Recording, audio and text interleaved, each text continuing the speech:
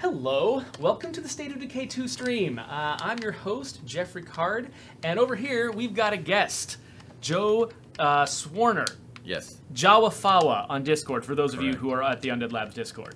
So, you guys know him. He is a customer advocate. Yes. He's also playing Daybreak right now, and so I don't know how much I want to stress him out by asking him questions. We're between rounds. We're good. Okay, so tell us what a customer advocate actually is. So basically what we do is we find out what the issues are that customers are having.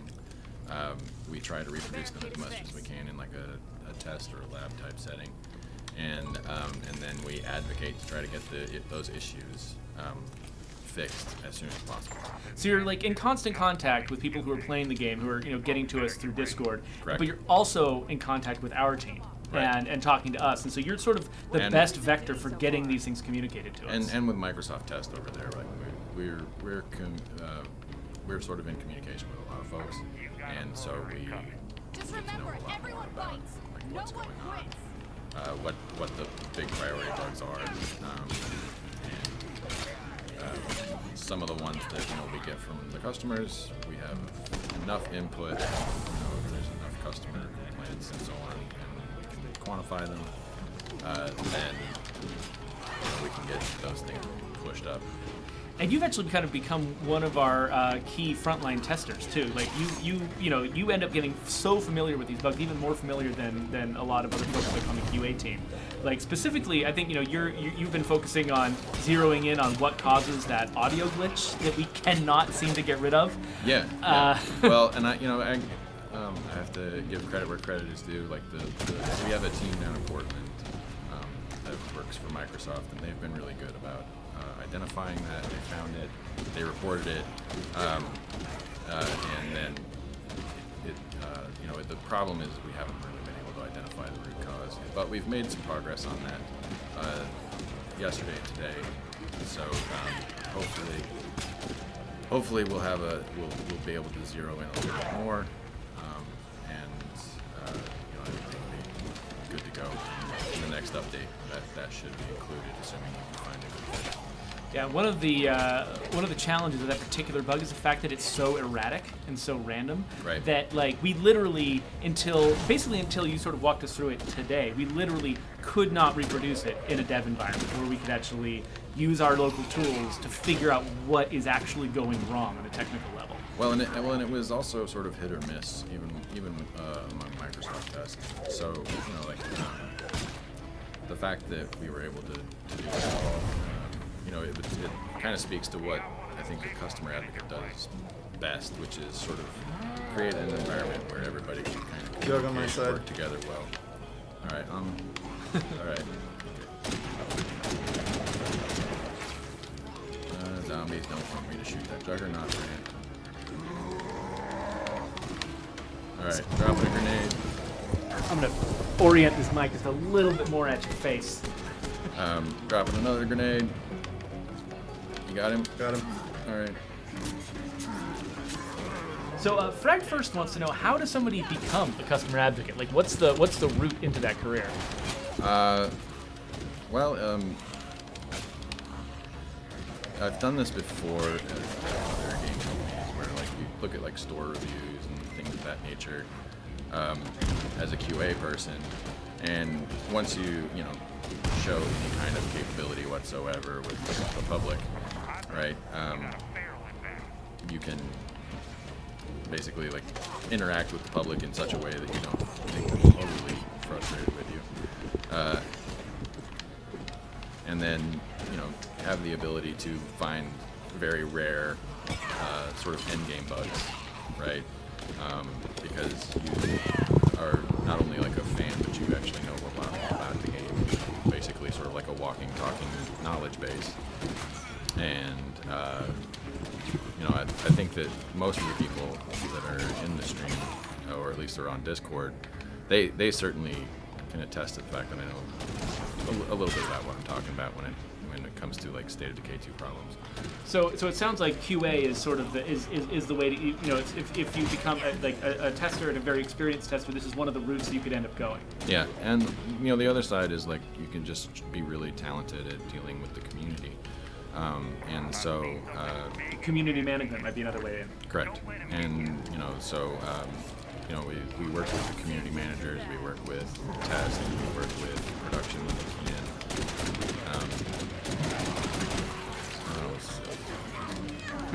And make sure you're talking as loud as you can too, because I think. Oh, okay. Well, yeah, your voice I'm is- probably not.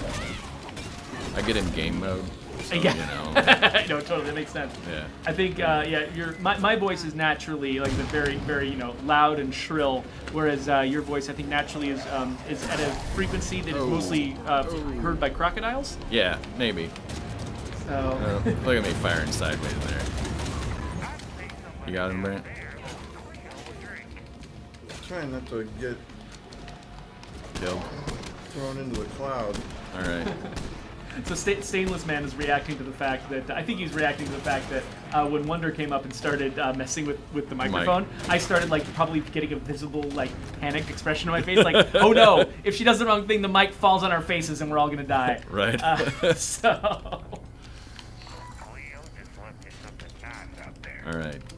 Let's get those Cleo drops. I'm going left. You're on left? Okay. Yep. So yeah, Momprance is in here is reporting bugs to you right now in the chat. Yeah, so I think we might need to take that to the Discord, Momprance, if we're going to we're going to be able to keep track of it. We're not doing bug tracking today. Not today. Joe is a little bit off the clock right now. I mean, technically this is a part of his job, coming in, helping us out with practically anything. But True. Farrell on you. Nope, he's headed the other way. Is he? Yeah. Okay. But he's going to be on the tech soon, so we might need to do something about that. Gooniverse is curious if you are full-time on State of Decay 2 or if you're actually doing this work for a lot of different games. Well, right now it's pretty much just State of Decay 2.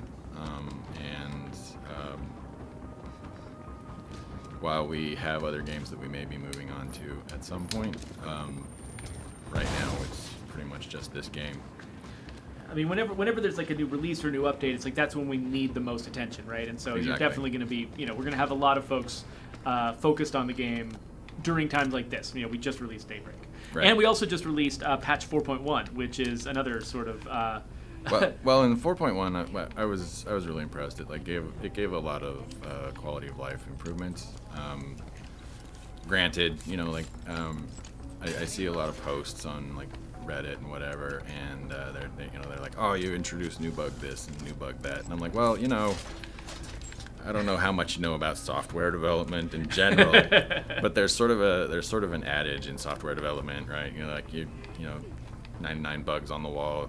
Take one down, you pass it around, 399 bugs on the wall.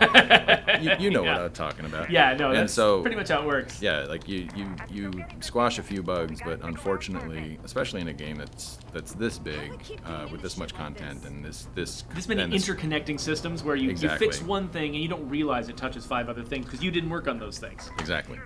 But that's why QA and a good community that will help you identify some of the issues is really important. So, Mr. Sourfapple just apparently just had an experience where one of his recruited Red Talon operatives just complained about Red Talon in a Yeah. I've noticed that. He's like, oh, these Red Talon guys. Like, you are one. So that's an example of we built those Red Talon characters, and the system that decides what random dialogue people speak. That was it was made completely separately from the character system, and so of course I'm in there making character stuff, not even realizing that there's this thing just waiting out there in a different system, to mess me up. So now that I've heard that, I'm probably gonna go back and try to find out how that system works and what it's looking for to determine who says that line, who doesn't say that line. I don't know. I thought personally when I first ran into it, at home, I thought it was kind of charming because It's like they've left Red Talon and right, or they're in Red Talon and they just really they're disenfranchised at that point, right? Yeah. Oh my God, these Red Talon people! What did I get myself into? Right? Yeah, totally. I don't know. Lieutenant Meredith is nice and all, but he's got to be a taskmaster, right? Joe, I left 4 wall repair kits in the center behind the walls. Perfect. I think I still have 5 in my inventory. So P1 Gamer pointed out he has the same shirt as you. Yeah. So do we. Actually, we've got a lot of that shirt piled up in our kitchen right now. Yeah. We cannot get rid of them fast enough. We are, by the way, going to do a giveaway about halfway through this stream, and then at the end, so at about 20 minutes, and then in 50 minutes, we're going to give away some Daybreak codes. So if you haven't got Daybreak yet, please stay tuned, because we're going to want to be able to share that with you. Let's see here. So Black Ops wants to know about some of the Red Talon 5th skills. So actually, there's a couple of people who have called out balance issues with Red Talon stuff that I actually just messed with today. So no promises exactly. I don't know when any prospective fixes will drop. But yeah, Black Ops is bringing up the fact that some of the Red Talon 5th skills seem like they're... Oh, grenade, sorry. That's fine. They're just a little bit down from the others. Some of them are either they don't have as We're many... about to lose this wall, though. As many knowledge... Oh, there we go. As many knowledge buffs as the other ones, or they don't quite, give as many resources as the others. So I just did a rebalance pass on those 5th skills today. So just changing a couple, fixing up a couple of the ones that just felt like they were the ugly ducklings. So at some point in the future, there might be an update that includes that. It won't be very soon, though. Because like we were saying, you fix one thing, you add more bugs. It'll take some time for a change that was made today to get into the build, because we want to make sure that the test team has had time to make sure that I didn't introduce a bunch of errors at the same time that I was trying to fix something. Yeah. Well, and I think it's also really hard. Crap. You Get out of there, Brant. Oh no. Oh no, are we going to lose Brant? I hope so. It's a common occurrence. Oh, floater cloud death. So everybody loves it. Nobody hates it. Thrill Seeker is also asking about the fact that Red Talon soldiers they can't train their specialties at facilities. Yeah, so that's a bug that I did log. I'm not sure. I think I logged it too. Actually, I think our bugs are about to collide, and one of them will win, and the other one will be a duplicate. Or maybe I saw yours, and I was like, I'm not going to log this anymore. But I know it's in there, and so I'm not that worried about it. Yeah, but it's not it did a huge make me. Deal yeah, sorry, go ahead. It did make me wonder if maybe there are others. Like I haven't investigated the. We're good. We're good. Oh, yeah, everything's fine. Everything's fine here. How are you? But yeah, I did just find out. So I actually believed when we were implementing those skills, I actually believed that the facilities were using one piece of data to determine which skills they would level up, but actually they were using a different piece of data. All right, we gotta get that out of there. We're gonna lose. So I didn't update everything that we needed to update. So it was unintentional. We didn't actually plan for those skills to not be trainable. So I just made a change. Back to my desk today. Oh, is that again? Is that gone again? Again. Okay. All right. Okay. All So right, come on. Where's the tech? someday we'll be doing a patch notes stream. Oh, where the tech is gonna go die. We're gonna lose. But hey, we got the second download for you. That is awesome. I appreciate it. So do you guys want to do another round of Daybreak, or do you want to drop into the base game? I think we should do another round of Daybreak. Yeah, take, let's give it a 20 try. minutes or so. Yeah, it's not bad. Yeah, we can highlight just how bad I am again. Well, Only one team death. yeah, but it wasn't me. And that's what really matters. Right. I didn't look bad today. And what matters is that I got a bunch of prestige that I didn't do a thing to earn. All I did was sit here and distract you. It depends on what we got unlocked. Oh, it's the battle rifle. Oh, they're all dead now. So Asgard SGC wants to know, how does customer advocacy work change based on different genres of games? Like, are open world games kind of a different deal from like maybe simpler games, smaller games, or? Well, are bugs funnier in open world games and just less of a big deal? I think bugs are always funny, right? Like, if you don't think of them as funny, then you're just going to end up really frustrated with pretty much every piece of software that ever comes out. But especially in games, like some of them can be really funny. There was one bug that I found on a project when I was first starting out, where like they had explosive shot. I won't name the game, but the characters had explosive shot, and about 50% of the time they would end up killing themselves with it. Which, the first time you encounter it, you're like, ha, that's funny. But by about the 1000th time you've done it, when you're testing, you're like, okay, this is literally the most annoying part of this game. Like these things that are supposed to be really a challenge aren't challenging because I can just sit there and wait for them to like shoot themselves in the foot or whatever. And so you can end up like taking a stand, and you fight to get that bug fixed, and what initially was not necessarily like high severity, or it wasn't really like a high priority fix, ends up being one of those, this is something that players are really going to complain about. And so anyway, I feel like I'm rambling there. No, that was good. That was a good answer. And Blaze Experience wants to know: is your job mostly focused around bugs, or are there other things that you're doing with the community that are part of your job? So a good portion of my job is that tech support channel that we've got in the Undead Discord. Mm-hmm. And a lot of that ends up being sort of troubleshooting. I've learned more about PCs in the last 6 months than I think I ever wanted to know. Because there's just so many different things that could be going wrong on the hardware side to mess somebody up with some game that was made for everybody's PC. Exactly. And so there comes down to like little compatibility things. And some people like I still think about it like there were some people who I just couldn't find a solution for, and we were never able to get that up and going.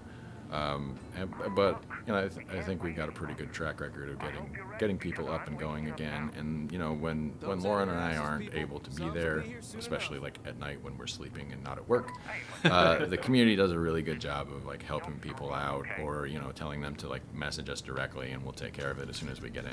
Yeah, I've been really impressed with the way people behave in our Discord. Like now and then you get some weirdo coming in and disrupting everything, but the baseline, like the people who are there every day, are like some of the most solid, awesome community members I've ever seen. Absolutely. And they're just there to help each other, and it really makes it feel like a really good community to join. And some of that is the people just being great, and some of it is, I think, really effective moderation and making sure people understand what's expected of them when they join our community.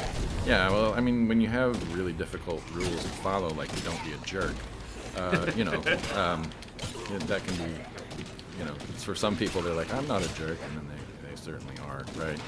But at the same time, the community kind of gels around those core values, and that's kind of one of the things that I really appreciate about the community. And it makes my job a lot easier knowing that people within our community will help each other as much as they're willing to like report bugs to me and expect that I'll be able to find some sort of solution.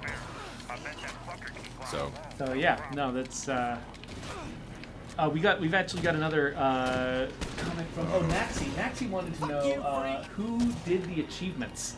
So many fun references. I think Megan just forwarded that to me because she knows that I did a lot of the achievements, and she just wanted me to be able to awkwardly Cargo Cult accept a compliment. Now, okay, Cargo Cult, not my fault. So on the technical side, we had a programmer, Nico, who was implementing all of the triggers and stuff in the game that make the achievements happen. And then I was in charge of the data side, figuring out how many of those triggers equal getting an achievement, writing the achievement titles and descriptions. And then there was also an editing pass done by our lead writer, Andy Collins. So it's everything in a game like this is always a collaborative effort with lots of people, contributing together to try to make things happen. I'm glad you enjoyed the references. So that's actually my favorite part of working with achievements, is coming up with random things to refer to. And my hope is that people will often have the experience where an achievement pops up and the name makes no sense to them at all. So they Google the name, and then that leads them somewhere down some rabbit hole where they can learn about something they didn't know about before. Well, and I'm glad you said something like that, because like the Time's Up achievement. Oh, that was kind of a fun one, right? And lots of little references. The Infinite Sea was one. My daughter's been getting into the Fifth Wave series, and so surviving to the Sixth Wave, having that be the Infinite Sea, which is the sequel to the Fifth Wave. There you go. Was really convoluted and about the most ridiculous, convoluted reference I could have done, but That's the fun part, right? And now maybe somebody out there discovered that book, because they got that achievement, which mission accomplished if that's what happens. P1 Gamer wants to know what got you into testing in the first place before you even got to customer advocate. Well, I've always been a video gamer, and Speak up. I've always been a video gamer, especially from like way back when, the original Nintendo. And so, you know, I saw an advertisement for, hey, if you like video games, maybe you want to come test with us. And I go there, and you know, that's where I got my start. Was actually like Microsoft certification. So like. Ooh, the most exciting version of testing is where you began. Yeah, it's basically like, does it make the Xbox go boom? No? Okay, great. Lots of doing things with the hardware you shouldn't do just to see if it breaks the software. And exactly. Stuff like that, yeah. And, you know, so that's how I got my start, was at the release of the Xbox One. And then eventually I moved on and tested a little game called Shadow of Mordor. And then... let's see. I really like that game. Yeah, Halo. Well tested. Halo 5 I got on in the last like month, so during its release candidate phase, and then that's when I also was testing the State of Decay Year 1 Survival Edition.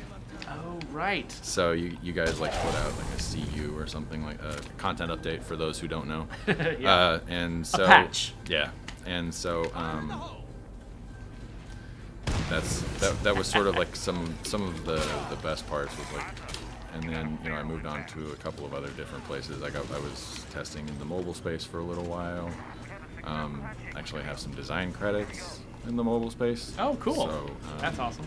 You know, I worked in mobile too. Right before I came here, I was doing mobile games. Yeah, and then you know I ended up getting this job. I was actually hired to test mobile games at Microsoft, but then you know they needed some help over here on this project, and I was like, no. Well, sounds fun. We're very glad that we have you. I mean, the kind of game we're making is the kind of game that really needs someone, you know, doing your job the way way that you're doing it. You know, like we need people to be figure out which bugs are the ones that really impact the community the most, and letting us know where we can make the biggest impact with the next patch, the next update.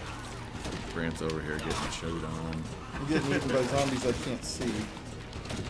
And I can't kill, apparently. I think you were lagging a little on my screen there, Brant. So Frag first was I think you used the phrase certification at one point, and I think that Frag first got the impression that you actually needed to get some kind of qualification, some kind of certification from Microsoft to be qualified to be a tester. But I assumed you were talking about the certification process. Right. So do you want to explain to people what certification is? So before you can release a game, or even like on a console specifically, right? Before you can release a game on a console, it has to go through a form of testing by their team to make sure that, you know, there are certain things like, oh, hey, you know, if the game crashes, it doesn't say, oh, well, Xbox sucks, right? Exactly. And so, you know, you have to go through and make sure that all the messaging and all of that coincides well, and it doesn't really like reflect poorly on Microsoft. I'm sure Sony has the same sort of certification requirements, and Nintendo does too. You know, it'd be like if you released a game on Steam and you're just like, oh, Valve is a terrible, terrible company. I'm sure they would be very unhappy with you. And so, you know, you basically go through and you make sure that it works in various languages and stuff that is easy for the development team just not to think of, or maybe be unfamiliar with. Like, you know, if a team if we don't spend most of our time working with the Xbox hardware specifically, and we just, you know, have a lot of general experience making games, there's going to be a lot of details we miss. There's going to be a lot of, like, you know, things you're supposed to be able to do from the dashboard interface that if we get it wrong inside the game, it looks like the dashboard is broken, and stuff like that. So if we want our game to come out on the Xbox, then we have to go through this stringent procedure to make sure that we're working like an Xbox game and meeting the standards of an Xbox game. But that means somebody like you has to go through and laboriously make sure we're doing everything. And, right. And that can be harsh. Well, and you know, the other thing is, like, you know, the paperwork has to be done. And so if the paperwork wasn't done correctly, that was sort of what I ended up doing a lot of when I was working in certification test, is making sure that developers had done their paperwork for submission correctly. Brant, do you want any of these grenades? No. I'm Okay. terrible with grenades. Okay. Brant is just resigned. I mean, how many do you got? I've got 6 fire bombs and 3 remote grenades. I'll take 3 of something. Okay. Oh, I got 1 That's remote fine. grenade. I There you only go. need 1. Blaze Experience wants to know, is it hard to test in a way that really accounts for the behaviors of lots of different types of gamers? Like, is it hard to sort of think ahead and figure out what people who are not you are Right. going to do in the game? To some degree, right? Like, we have what we call telemetry, which basically tells us like how players are behaving, what they're doing, and so like within just a few days of launch, we knew that people were basically doing speed runs because we had one person who had like cleared the game 12 times already, and that within just a couple of days. So people were wanting to spend a lot of time in the game, which tells me that like obviously it's fun, it's good, and people want to spend time in it. But it also tells me that we need to find out what's going on with those folks, because that means that we're going to have to be watching what happens with like the previous survivors, or the survivors from previous communities. We're going to have to know how, like, the best speed runs. And if you look at so we end up looking at like YouTube and like what's your goal. And so we end up looking at a lot of videos of a lot of different what a lot of different people are doing, and we take notes and we try to become as generalized as we can. But that's also why having a larger test team and having them be a lot of different types of gamers helps, especially in a game that's really complex, right? So like some people, they'll go AFK for like the first 15 minutes of a game. Well, what happens if you just let it soak on that front end, right? Yeah. So you can do all the performance testing, sorry, that you want. But what happens if once you've completed the tutorial and you're sitting there next to your car that's completely out of gas? What if you were just sitting there for 15 minutes and then all of a sudden, like, your entire community gets murdered, and you're not even around, right? Like, you went out. And you might not even be familiar enough with the game to know that was possible and to know how to tell it happened in retrospect. Right. Which, I mean, in retrospect, what could have happened? Like, let's say that's the user scenario we're talking about, right? Maybe a player didn't stop to read the fact that if you're online, quote unquote, yeah, you can't pause. You can't pause. Yeah. And so they press the start button like they would for most other games, and they're like, I'm going to pause the game, and then I'll come back when I'm done with my chores or whatever. And then you come back from your chores, and your entire community's gone. And you're like, what happened here? And so it might be a bug in your mind, but it's that's the behavior we have to account for, and so that's why you see like little tool tips on a lot of the front end menus, right, on the loading screens and that type of thing in most modern games, so that designers can communicate to players little bits of information without having to have like a laborious tutorial, right? Yeah. I mean, we've all played games with really heavy tutorialized gameplay, but that's one of the things that I appreciate about State of Decay 2 is that that's not really the case here. Yeah, we try to we try to sort of detect when the player does it. Like, for instance, if you take a certain number of hits without dodging, then we put up a thing that says, "Hey, remember to dodge." And if you keep going and you never dodge, then we get more and more urgent and desperate help tips popping up reminding you to dodge. So is that why I had to turn off my help tips? Maybe so. You just never dodge. You look like you dodged to me. You seem like a dodger. Well, they are my favorite baseball team, but no. Not in this case. So Riffrax says he ran into an issue where apparently he's been recruiting Red Talon soldiers to his community, and he got 3 in a row that were essentially identical. And that is a thing that, so he asked, like, is there something broken? I don't think that's something broken. I think that's something broken about reality. The fact that when you roll random things, right, it's very easy for there to be clusters and for there to be things happening all in a row. The only solution for that, we can never fully eliminate that. The only solution for it really is to try to minimize it by just having more variety be available. So maybe in some future update we could add more variety to the Red Talon traits, which would mean you'd be a lot less likely to get to get those events, but there's no way to completely eliminate just random number generators messing with you. Yeah, that is one of the problems. Like when you have RNG as part of Random number generator. Random number generators as part of your game design. That's going to end up happening. Like on my personal profile at home, I have a community where I'm trying to do all red Talon contractors. I've recruited 8 red Talon contractors, and wow. 3 of them had duplicate 5th skills. Oh yeah, which there's only so 8. I think there's only 8 of those 5th skills, and so yeah. Well, I think documentation said 10, so we'll see. Maybe it was 10. I forgot. But that detail aside, 3 of them were duplicates. Yeah. And so like, well, there goes like 9,000, 10,000 prestige. I guess I'll have to go back in and grind Daybreak some more. Oh darn. Yeah. Yeah. Unfortunately, yeah, it is really hard to completely eliminate that as a possibility. Right. We've got a couple people who are asking you what your favorite game is, but it is time for us to do our first giveaway. So think about what your answer to that question is. I already know the answer. Okay, well, great. We'll be thinking about your favorite food at the same time, and I'm gonna be doing the quiz. Okay, so this is gonna be a trivia question, and if you know the right answer, just pop it up in the chat, either in Mixer or in Twitch.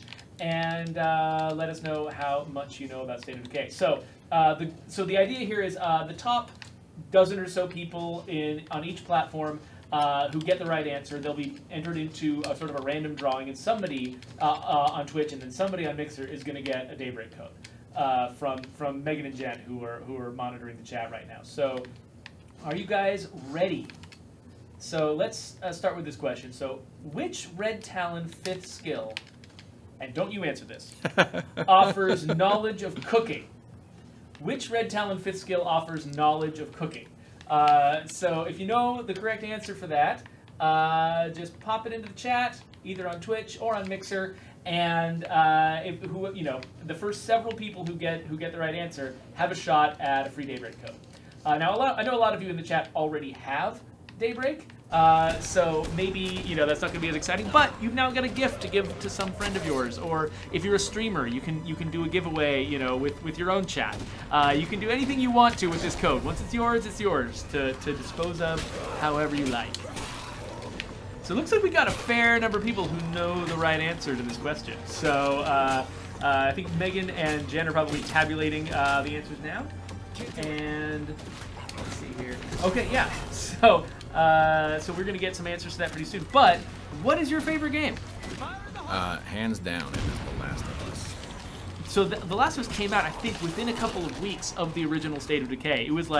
It seemed like it was gonna be like this head-to-head zombie game competition, but then the two games were just so different from each other. They were, and The Last of Us was driven by story, right? Mm-hmm. And but what really sold it for me in terms of being my favorite game was actually the multiplayer.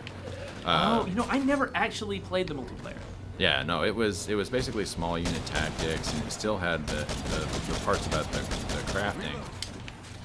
Like improvising a Molotov on the fly to fling at somebody. Right, exactly. And there were so many different styles that you could do in terms of actually like loadouts, and a lot of it had to do with going back and the parts that you would earn in the multiplayer would then inform the skills that you could earn, and you unlock a lot of things. But, so basically, Naughty Dog did a really great job of taking what was in their main game and having that influence what was going on with their multiplayer. Now. A very close second, and it was my favorite game for a very long time, but this was going to date myself. Castlevania Symphony of the Night. Oh, okay, yeah, completely different genre, but another.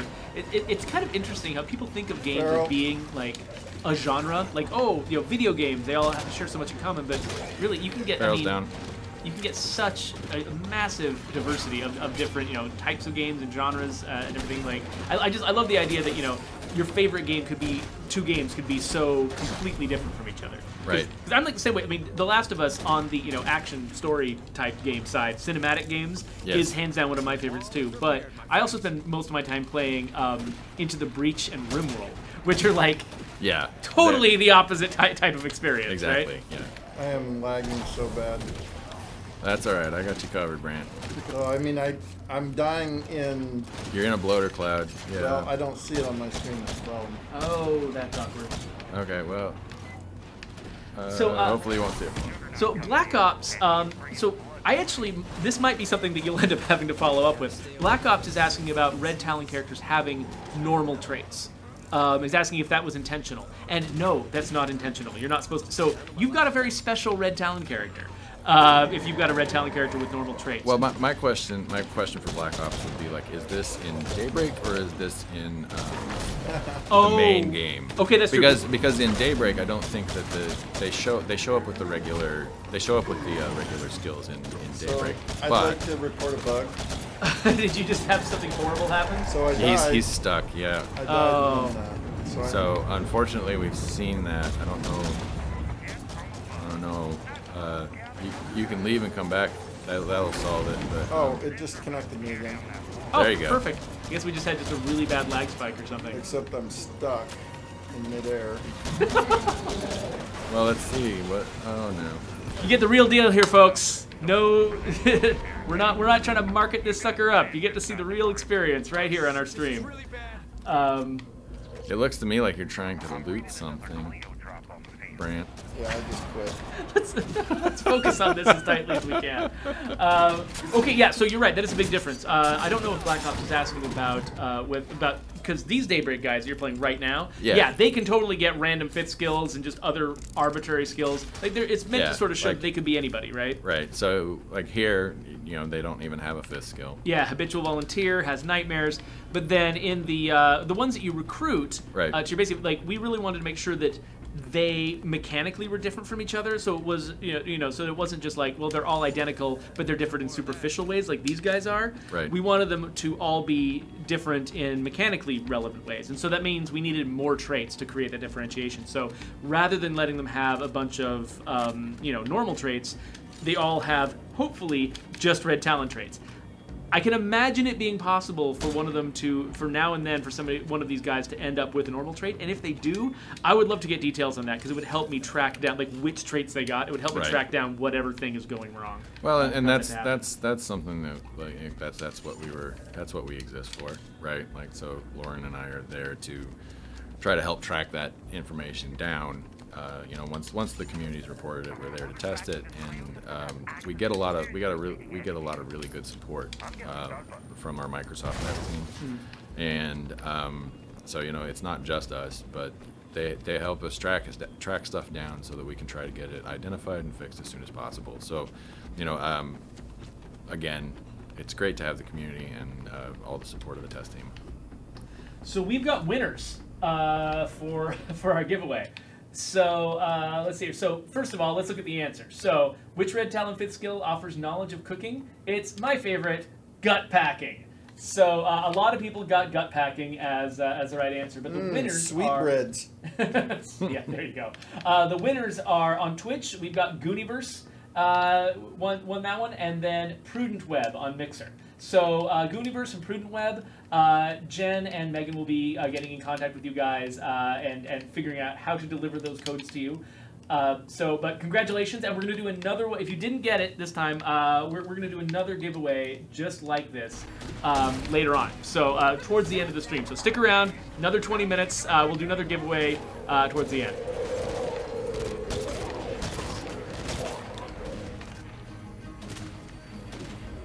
Oh, Brant's heading back out onto the breach. Yeah, I don't like to survive very long. Well, that's a good way to not survive very long. Twitch for Kicks wants to know if we're planning on making Daybreak more difficult as time goes on. That we haven't talked about any specific plans for the future, but the main thing we're doing right now is trying to listen to the audience because Daybreak Daybreak was the last DLC that we announced prior to release. It's the last thing that we, where we had a solid plan that was, fully marketed and advertised, and we were definitely committed to doing this one particular thing. Now that we've sort of hit that goal, and we've got kind of an indefinite amount of time ahead of us, where we're going to still be supporting and updating and improving this game. Where's my stimulants? We really want to do a lot of listening to you guys and find out what it is you're most interested in. We've heard a lot of people saying they want the Daybreak experience to get harder, they want the core game to get harder, and then a lot of other just sort of detailed suggestions and ideas and complaints about what the experience is like right now. So we're paying a lot of attention to you guys, especially this guy is paying a lot of attention to you guys. Well, and I really liked State of Decay, as I had said earlier in the stream, and one of my favorite pieces was Breakdown. And when I first picked up State of Decay 2, I felt like since you can change maps so often and so on, I could see where a lot of the Breakdown design had already influenced what was going on here in the game. And I really appreciated that. But there's also still a lot of call among the community. Can I get this done before he grabs me? Oh, nope. No! But I see what you're talking. Oh, nice save. Yeah, I can see. Brant coming through for me. But I can see what you're talking about, like, because there are certain aspects of Breakdown, the escalating difficulty, the sort of competitive nature of it, that is not in State of Decay 2. And right. I think there's a lot of folks who got into State of Decay through Breakdown, who that was the main way they played the game, who probably feel at this point that that's the thing that we just don't have yet, that right. we're not providing yet. So we're paying a lot of attention to people. That's one of the things we've noticed has bubbled up a lot, is people's desire for an experience that is in some way or another, reminiscent of that Breakdown experience. Right. So we're paying attention. Again, we can never announce things until they're real, but we're definitely paying attention to that, and hopefully we'll be able to talk to you about our plans in the future. How many repair kits do we have? Can we make it to the 6th wave? We got 6 repair kits in the back here. All right. Let me blow those guys up. I'm gonna repair this again. So 613 wants to know if we threw an employee party for the successful launch of Daybreak. I believe that Grace got us a bunch of cream puffs. Was that for Daybreak? I don't remember. They were just good cream puffs. Brant, do you remember? Apparently there were cream puffs. Yeah, apparently, were you not there that day? You probably weren't there that day. But yeah, no, we had dessert. We had a nice big dessert, and we went right back to work. Wow, that's the way it is, right? Like, yeah, no, that is. I think we did have Undead Labs did have a party for the release of State of Decay 2, and it was a good party, and it was a lot of fun. It was just a nice big relief to be able to sit down with our coworkers and just relax and talk and not necessarily have urgent bugs to report to each other all the time. So that was good. And yeah, but also thank you to Grace for the cream puffs, because that's what we needed after shipping something as hard as Daybreak. Cream puffs just felt like the great solution. Stay down.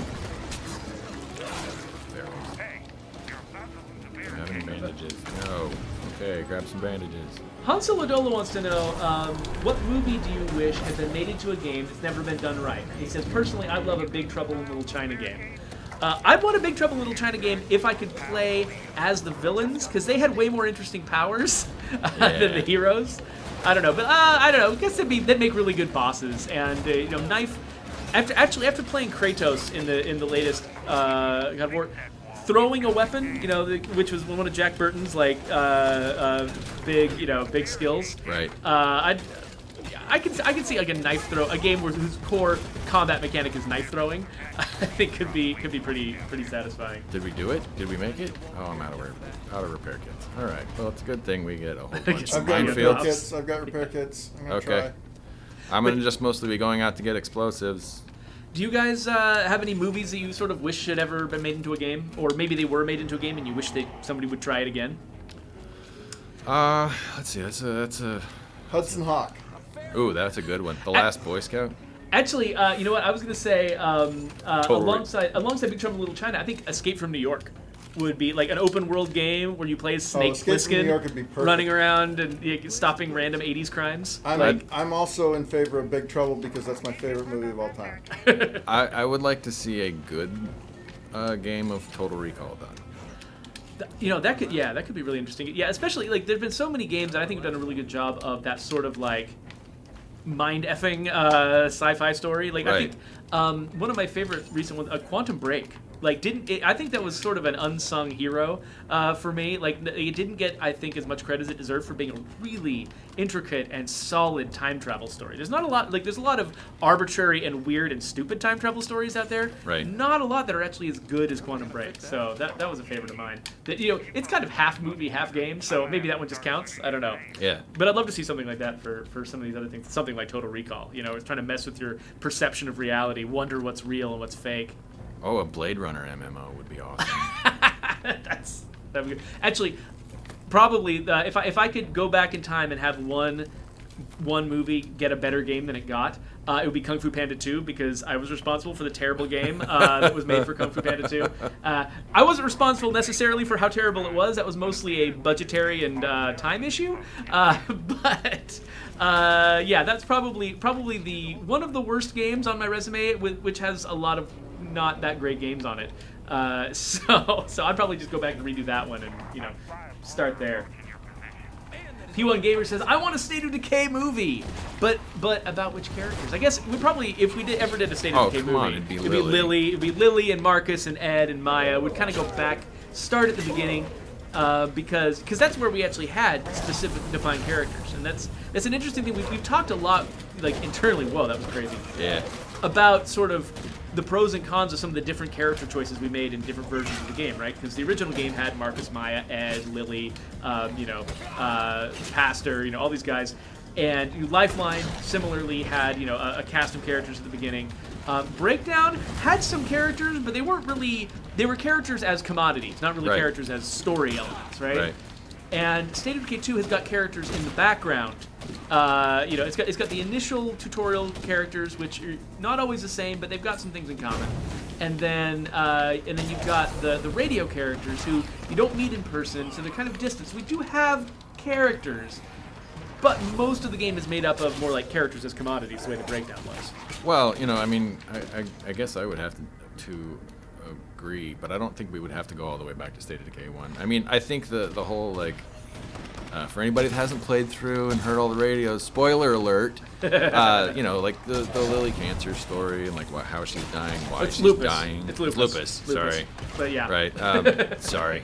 No, that's cool. I always forget. No, I don't know if you watched House. Yeah. But you probably got the impression that it's never lupus if you watched House. Yeah, so. I guess so. But I think that the episode, having at least an episode that could go an hour and a half, hour and 15 about what's going on at Crow Lake and the building of the barricade and the bombs that go off and the waves of zombies. I don't know. There's some material that's in there. I think there's a lot of story potential in this franchise. We've got a lot of story going on in the background, and the question is, what's the right amount of it to draw into the player's single-player experience, right? Because too much of it, and you get into the problem where you play the game co-op or you share your experiences online, and they're too similar, and it starts to sort of make the story feel a little bit like a lie. If you see your Marcus doing one thing and there's another Marcus doing something else, it makes the story feel like it's a little bit false. Especially in the modern era of streaming and playing co-op.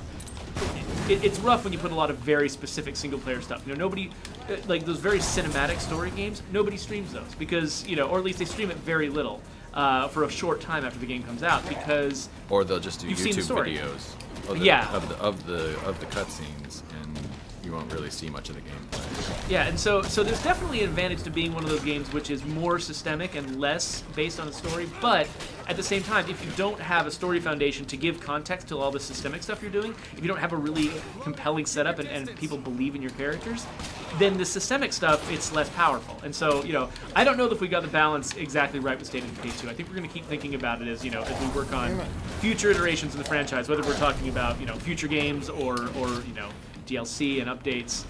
But I think there's still some more adjustment and experimentation that we can do along those lines with this game. If you don't fix that wall, it's coming down. All right, I'm gonna try to fix that wall. ML Maris says Sasquatch is telling me to. Emil Mara says that State of Decay would make a better TV series anyway, because it's it's Yeah. more of a long-term investment thing. But And with so many characters, like you would get invested with it, right? Like, yeah, the problem is The Walking Dead already exists. In fact, there's Right. 2 Walking Deads. Yeah. So I don't know if there's really like enough of a hole in that market. Right, and there's a lot of zombie movies out there too. I mean, I'm kind of Night of the comfortable with Living this Dead. being I'm comfortable with this being a game property. Like this is meant to be a video game. It's not meant to necessarily be something else. Blaze Experience wants to know, was the audio bug the most difficult one to test so far, or have there been other highlights of the that sort of measured up to that level of ridiculousness? The most difficult to test? No, the infinite saving icon that I'm sure everyone is familiar with right now. That is still. I mean, we figured out the save bug, but this infinite save, we still have no idea. We thought we have a line on like one of the sources, and we put a fix in for it. I think I'm not sure whether it was this patch or not, but it's certainly coming out in one of the upcoming patches. Like we've put in a fix for like when it would suspend or whatever, stop saving there on PC. But we've been having this infinite save icon since launch, and the audio issue only started in 3.0. So no, there are certainly bugs that are of greater importance and much harder to test because it's really hard to track them down. And the QA team is very aware of these issues, but the best that we've got is like we slap as much information into the bug as we've got, and developers have to try to track it down as well. Brant, how are you with automatic weapons? Okay, but I'm getting the crap beat Feral? out of me by By the way, it looks like my, as often happens about this point in the stream, we're getting kind of worse performance coming out of our video capture. The game's frame rate is just fine, and it's probably going to recover in just a couple of minutes, but right now we're looking like a slideshow, so sorry about that. So I think we've just got barely enough time to do one more giveaway, so let's do that real quick. So, okay, not that one. Let's make this one go away. Okay, so we've got, same rules as before. Chime in with the answer in the chat, and if you're one of the first dozen or so people whose names pop up, then there's a random chance you're going to get it. We'll have one prize for Mixer, another prize for Twitch. So here we go. Wait, where did I put it?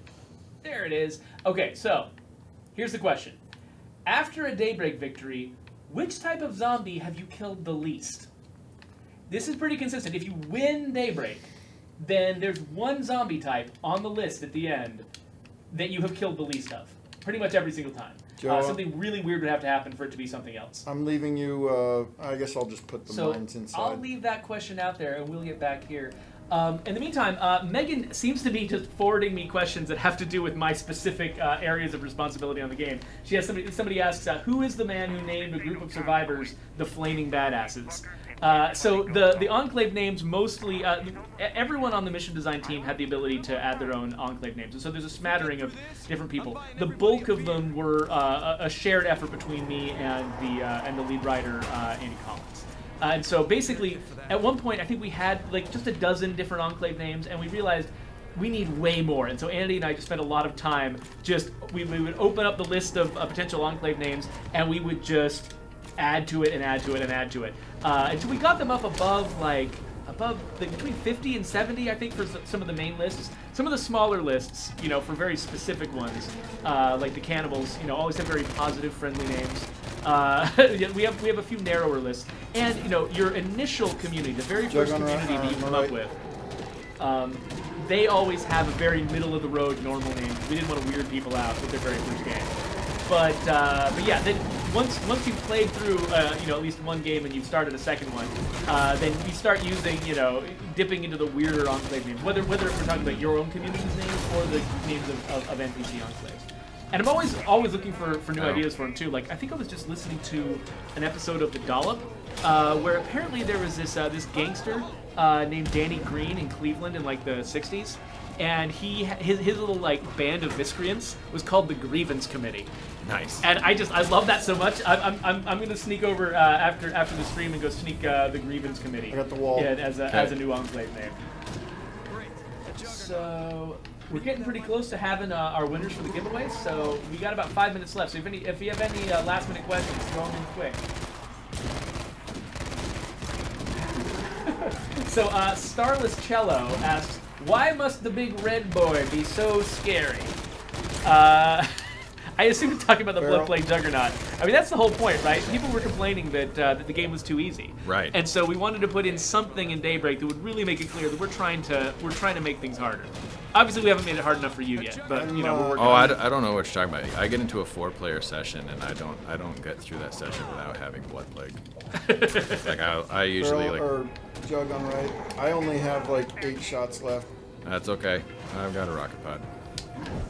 All right, we've got some winners for our giveaway. So let's see here. So on Mixer, the winner is SXO6 Maze 1. I think I'm reading that right. Maybe it's Vi Maze 1. I don't know, but I'm pretty sure you probably recognized your handle by now. Oh, I didn't say what the answer was first. Let's do that. We're professionals here. Okay, well, it is SXO. That's the winner on Mixer. On Twitch, the winner is ML Maris. So ML Maris, congratulations to you. And the reason that they won was because they got this right answer, which I'm going to find on my list here somewhere. Oh, come on. Here. I need to thin this out. Oh, here it is. Juggernauts! Juggernauts are the one, because we have one wave where you get like 2, 3 Juggernauts coming at you, and then after that, it's all Blood Plague Juggernauts. And so, you know, so every other zombie, you get tons and tons of them. But you only get a couple Juggernauts. Oh, so, no. So that's the right answer. So congratulations to you guys. Oh, I do have stimulants. Okay. So Megan and Jen will get in contact with you, make sure that they can get those codes to you. So congratulations on the Daybreak codes. Do with them what you will. And, yeah. And we'll get back to about, 3 more minutes of Daybreak gameplay. We never got into the base game because you guys are just too good at this. I expected you to die faster. Well. Are you guys about to actually win? Yeah. So okay, so we've got like maybe another wave of zombies, and then we'll have I think 2 plague juggernauts, and we're out of ammo, so we're in trouble. Right? So nice. But looks like Brant's in some other kind of trouble right now. Yeah. Here, I got ammo for you. Oh, whoa, Feral! Ferals. That's all right, Ferals. Oh. Okay, so I'm just gonna jump this wall. Hope he chases me. Because we've got mines for a reason. Okay, I'm dropping. Oh I'm dropping 2 things of ammo for you. Okay. Trying so hard. Not in good shape. Oh, I'm doing fine. I'm not sure. 44 seconds. This is perfectly timed, by the way. We've got like 3 minutes left of stream and 40 seconds left of game. All right, get off that wall, you stinking juggernaut. Are you guys gonna get me? No, actually, I think the test team already got me the achievement for a Daybreak victory, but still, Well, no, but we might be able to get you the one without losing the wall. No, we're not gonna do it. Ah! Oh, we were so close. See, So and this close, is what happens. Now he's gonna grab me, and then it's game over. Oh, he missed. Nicely done, Juggernaut. Yeah, just keep following Joe. That's what you got to do. There keep we go. Following Joe. Die, die, die, die, die. Oh! See, and this. Smash. What I really love about the Blood Plague Juggernaut is he's only hit me like 3 times, and I've got like an hour off my timer already. Did we just kick some tall ass? We did. Nice. We almost got you. We almost got you. Almost. I Nice kept work, getting guys. interrupted as I was trying to repair that wall. That was ridiculous. So there's no way I'm doing this on my own. So like one of the best perks of running the stream is the fact that I get people doing my job for me here, which is awesome. So yeah, Well, mission complete. And I feel competent now because we actually got through wave 7. So we just got a question from Sarkov, which is what does Clio stand for? But unfortunately, we just don't have time to answer that question right now. So apologize, Sarkov. I guess you'll just have to keep asking because there's no way I could possibly tell you that in the minute and a half that we got left. So what do we get here? We got Cleo Longblade, Cleo Handaxe. Oh, I got Cleo Handaxe in the base game. In the base game, yep. And the Fuel Trap. Okay, cool, awesome. Well, thank you for being here, Joe. No, it was fun. Thank you for having me. And thanks to everybody out there for making this possible. So I appreciate it. So if you guys want to talk to Joe more, go join our Discord. I think that Megan and Jen could probably get you guys a link to get in there. Once this goes on YouTube, we'll make sure we have a link in the doobly-doo below. But his name is Jawafawa, as you can see there. Go if you've got any issues with the game, go tell him about them. He'll tell us about them, or he'll just help you solve them if there's something that he already knows how to deal with. So. Oh, Yeah. there was one last question that I what was promised that? to ask. The countdown timers for recruiting those guys. There seems to be one where, like, if you fire it off and then exit the game and come back, it goes to 0 and you can do it again. Just as fast as you want? Yeah. Oh, well, that sounds like a great... That's barely a bug. That's a feature. Yeah, that's more of an exploit. But, Anyway, okay, we'll definitely follow up on that, and we'll follow up on anything you guys want to tell us about. So thank you so much for coming in here. Thanks for chatting with us. thanks for having me. Yeah, and we will get out of here. Bye. All right, bye. Bye.